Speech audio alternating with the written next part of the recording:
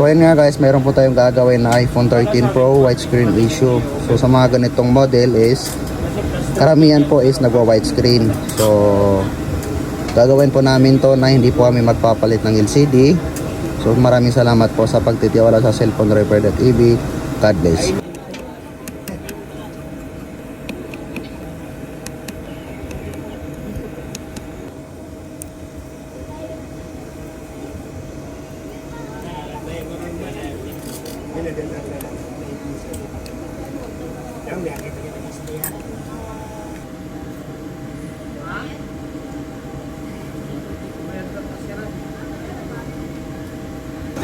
So hello, ito na po siya guys.